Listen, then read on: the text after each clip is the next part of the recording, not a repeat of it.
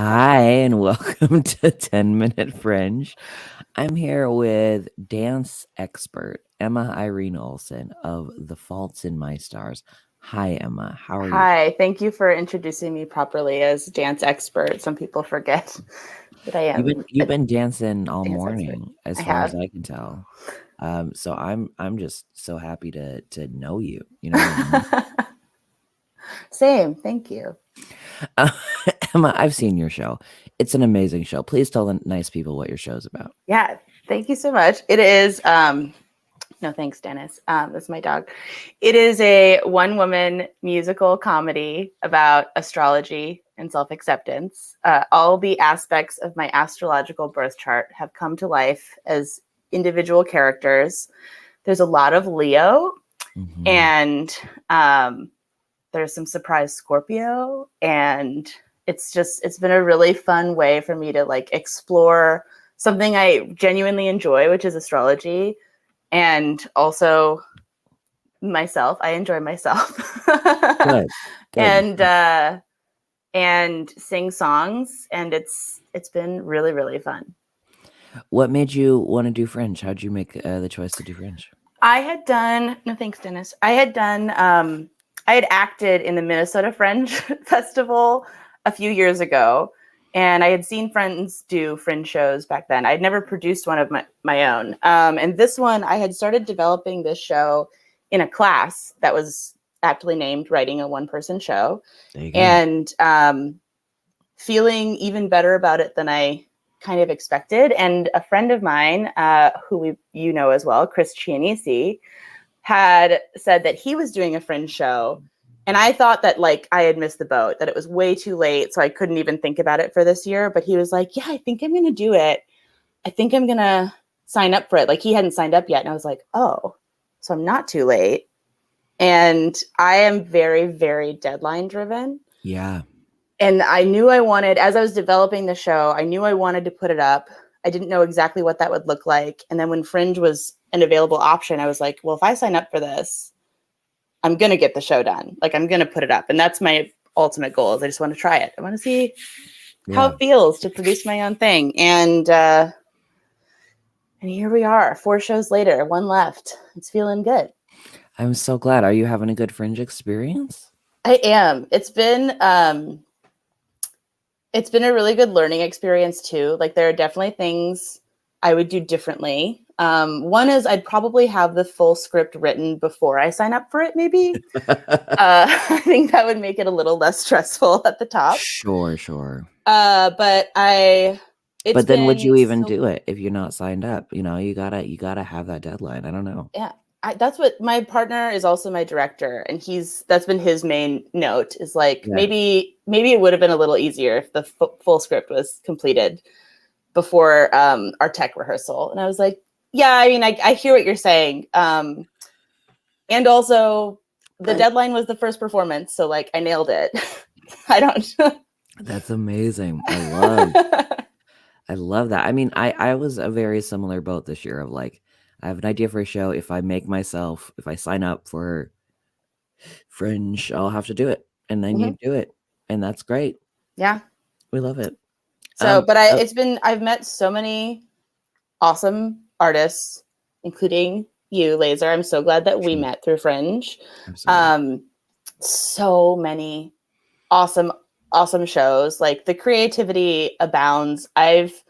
Since live performance has been an option for us all again post quarantine, I have just been like gobbling up as much as I can. And what better place to do that than the Fringe Festival? So it's just been a delight. Absolutely. Tell me about how long have you been in LA? What kind of are you an actor? What's your background? Yeah, I have sort of a unique background because I've been in LA now for 3.5 years.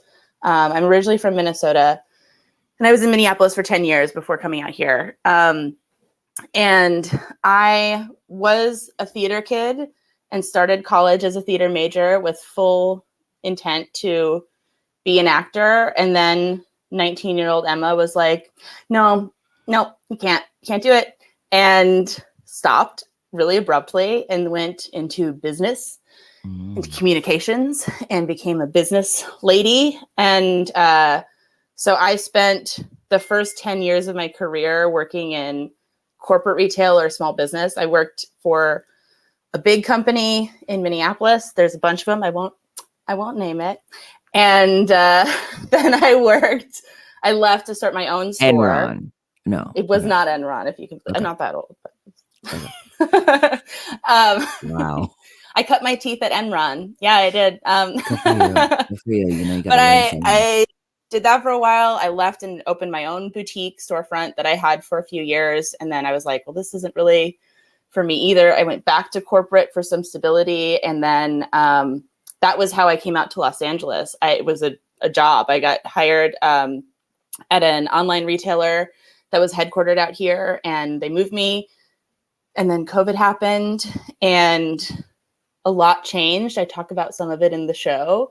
Yes. And it was very much an eye-opening moment of like, what am I doing? Why am I living a life that makes me cry every day? Maybe I should do something else. And I took an acting class, an online acting workshop.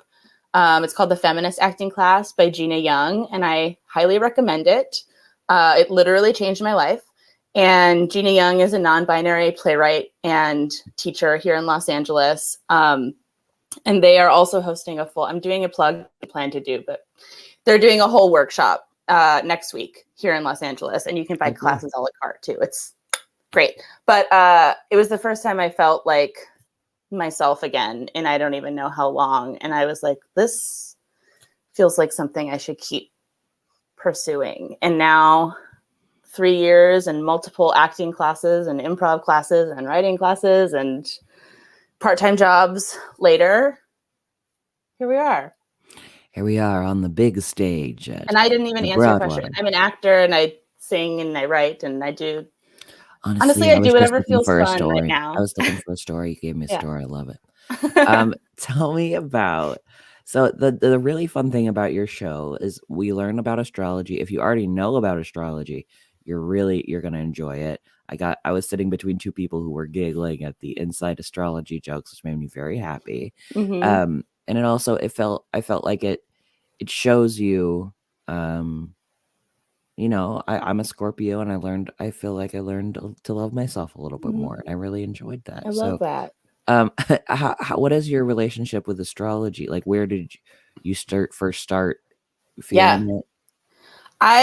I mean, I really have, I don't remember a time when I didn't know about it because I learned that I was a Leo sun. And as an impressionable child, like hearing that they were super talented and creative and generous, I was like, oh, well, okay, that's me. And I like always loved that. And I think it was when I had my store, so it was an independent shop. I had a lot of downtime. Small businesses sometimes have a lot of downtime, not all the time, sometimes. And I spent a lot of time on Instagram and discovered astrology memes.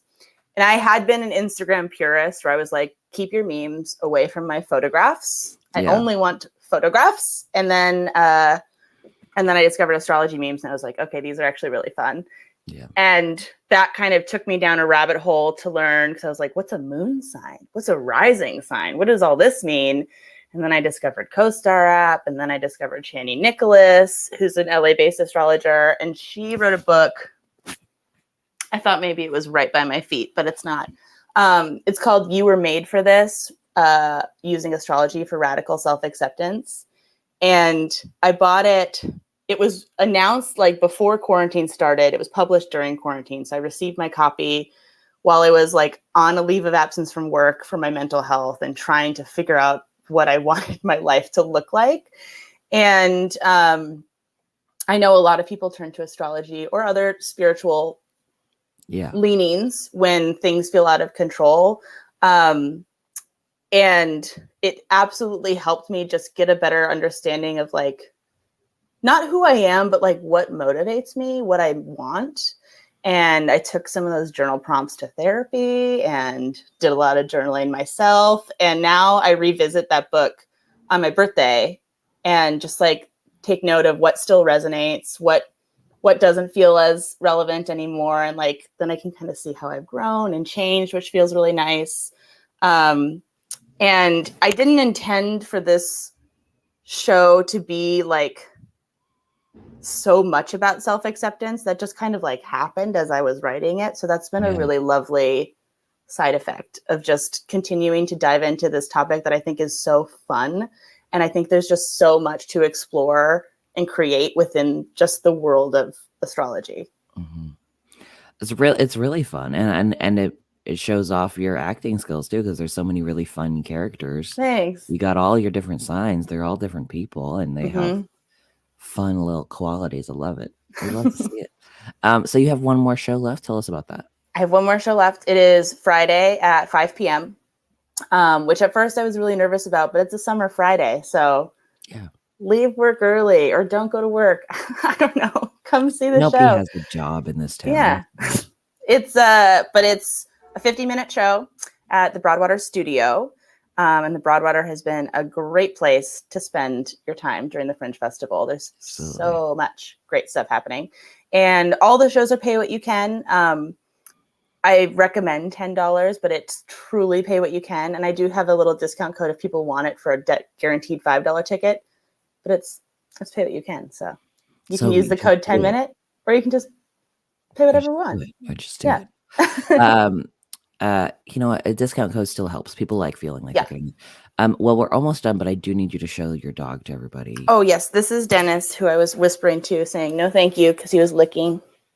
Say hi, Dennis. He's such a muppet. He is. He needs a haircut. He's a sweet boy. He's like, what is happening? He can't hear what's happening on the computer, so he's just. Amazing. Well, Dennis and Emma, thank you both so much for joining. Thank you. The Faults in My Stars it's a great show. It's really fun. You'll learn, you'll laugh, you'll love, you'll eat, you'll pray, you'll love. Yeah. And thank you so much, everybody, for watching. Thanks.